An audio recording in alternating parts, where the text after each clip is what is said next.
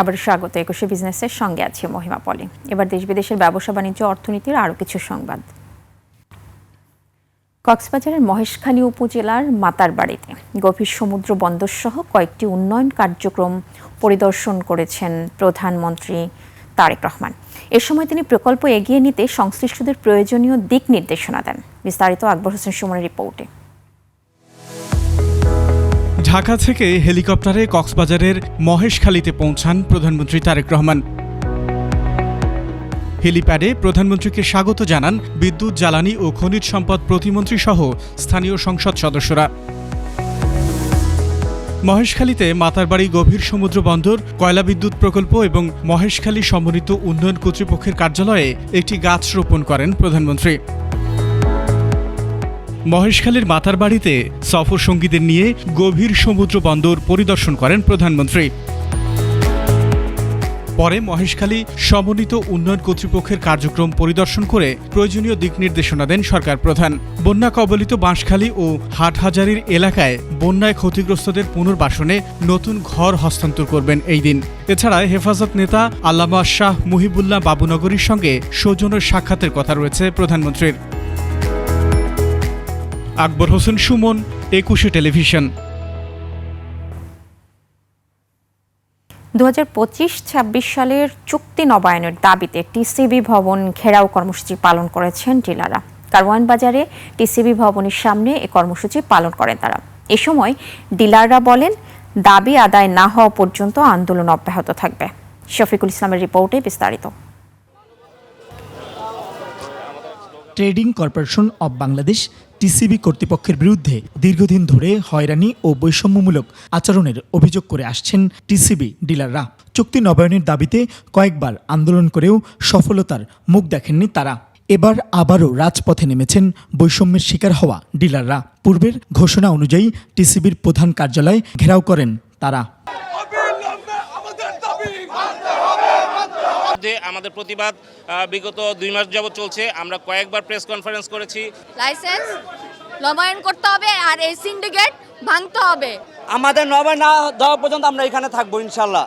আন্দোলনরত ডিলাররা বলেন, কোনো ধরনের পূর্ব আলোচনা বা যৌক্তিক কারণ ছাড়াই ডিলার নিয়োগ ও ব্যবস্থাপনা নীতিমালা 2025 ও সংশোধিত নীতিমালা 2025-এর দোহাই দিয়ে পুরাতন ডিলারদের নবায়ন বন্ধ করে দিয়েছে বর্তমান প্রশাসন। ফলে সারা দেশের প্রায় 8,500 ডিলার পরিবারের জীবন জীবিকা হুমকির মুখে পড়েছে। অবৈধ অসাধু কিছু প্রশাসন আমাদের উপর এই অবৈধ প্রজ্ঞাপন জারি করার মাধ্যমে আমাদের এই ডিলারগুলো নবায়ন করার সুযোগ থেকে বঞ্চিত করছেন। বাংলাদেশের ইতিহাসে এখন পর্যন্ত টিসিবি ডিলার এভাবে গণহারে বাদ দেওয়ার এ পর্যন্ত কোনো ইতিহাস নেই, যা এবার ঘটেছে। যে আমরা 23-এর যে নীতিমালায় আমরা নিয়োগপ্রাপ্ত হয়েছিলাম, এই নীতিমালা পূর্ণবহাল হোক। টিসিবির ডিলার বাঁচাও আন্দোলনের আহ্বায়ক বেল্লাল হোসেন বলেন, ডিলার বিরোধী শর্তাবলী বাতিল করে বৈধ ডিলারদের চুক্তি নবায়ন করা না হলে দেশ জুড়ে টিসিবির পণ্য উত্তোলন ও বিতরণ বন্ধ সহ আরও কঠোর কর্মসূচি ঘোষণা করা হবে। এই চেয়ারম্যান এবং পরিচালক হাসনাতের অপসারণ চাই। সে এই টিসিবি ডিলারদেরকে আজকে রাস্তায় নামিয়েছে। সরকারের যাতে বদনাম হয় সেই কারণেই তারা এই কাজগুলি করেছে। সারা দেশের প্রায় 1 কোটি পরিবার টিসিবি থেকে পণ্য সংগ্রহ করে। শফিকুল ইসলাম, একুশে টেলিভিশন, ঢাকা। 15 আগস্টের মধ্যে সম্মিলিত ইসলামী ব্যাংকের অধীনে থাকা সবকটি ব্যাংক থেকে প্রশাসকদের সরিয়ে নেওয়ার সিদ্ধান্ত নিয়েছে বাংলাদেশ ব্যাংক। এর মাধ্যমে নতুন ব্যবস্থাপনার কাছে ব্যাংকটির পুরো পরিচালনার দায়িত্ব তুলে দেওয়া হবে। জানা যায়, সম্মিলিত ইসলামী ব্যাংকের নতুন চেয়ারম্যান ও ব্যবস্থাপনা পরিচালক দায়িত্ব নেওয়ার পর এই সিদ্ধান্ত নেওয়া হয়েছে। এখন থেকে ব্যাংকটি নিয়মিত ব্যবস্থাপনা কাঠামোর অধীনেই পরিচালিত হবে। এর আগে 30 জুলাই এক্সিম ব্যাংক থেকে প্রথম প্রশাসক সরিয়ে নেয় বাংলাদেশ ব্যাংক।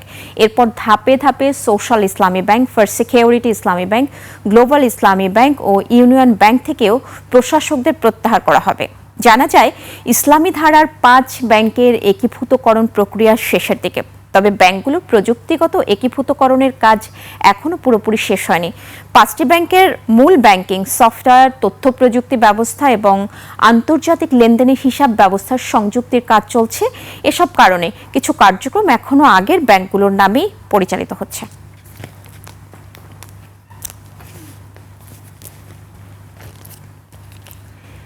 ফের ভয়ঙ্কর রূপ নিয়েছে রাশিয়া ইউক্রেন যুদ্ধ। এবার একে অপরের গুরুত্বপূর্ণ বন্দর ও তেল শোধনাগারে হামলার ঘটনা ঘটেছে।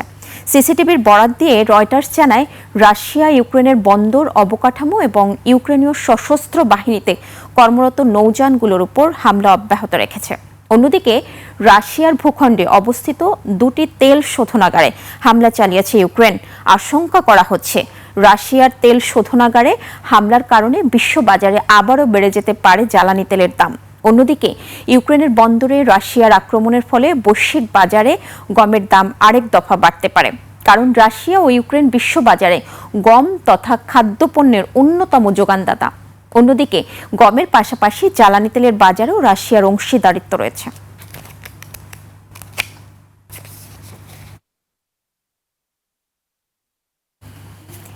এবার এশিয়ার প্রধান শেয়ার বাজারের খবর।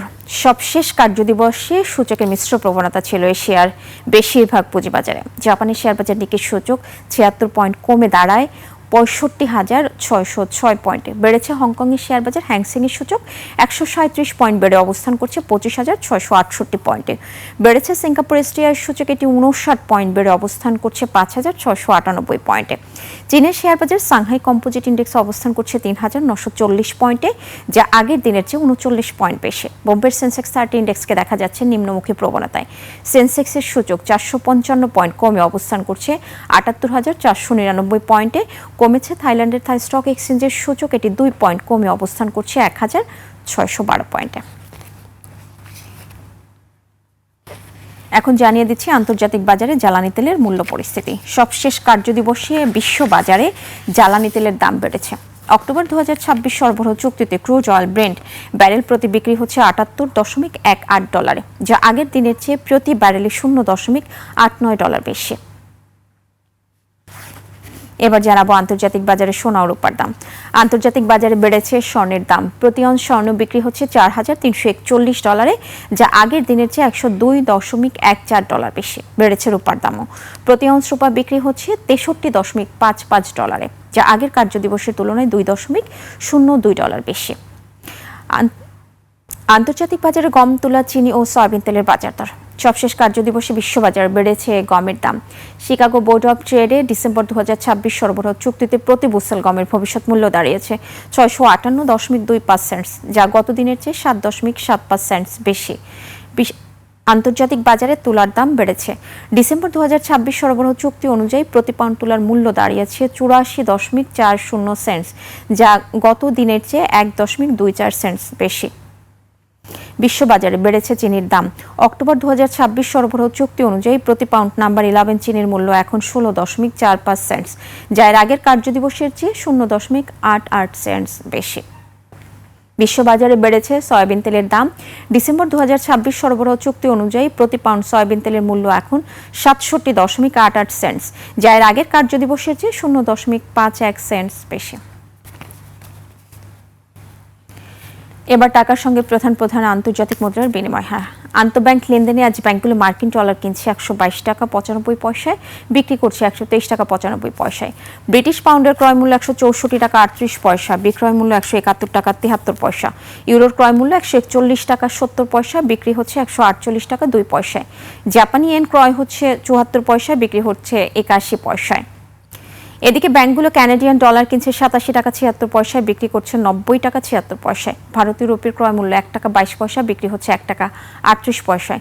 সৌদি রিয়ালের ক্রয় মূল্য ৩২ টাকা ৬৪ পয়সা এবং বিক্রয় মূল্য ৩৩ টাকা ৪০ পয়সা। মালয়েশিয়ান রিঙ্গিত ক্রয় হচ্ছে ২৯ টাকা ৮৮ পয়সা এবং আন্তঃব্যাংকে বিক্রি হচ্ছে ৩০ টাকা ৭৯ পয়সায়। দর্শক, এরই সঙ্গে শেষ করছি আজকের ২১শে বিজনেস। আগামীকাল দুপুর ১টায় আবারও ফিরে আসবে ২১শে বিজনেসের নিয়মিত সব আয়োজন নিয়ে। দেখার আমন্ত্রণ রইল। ২১-এর সাথেই থাকুন।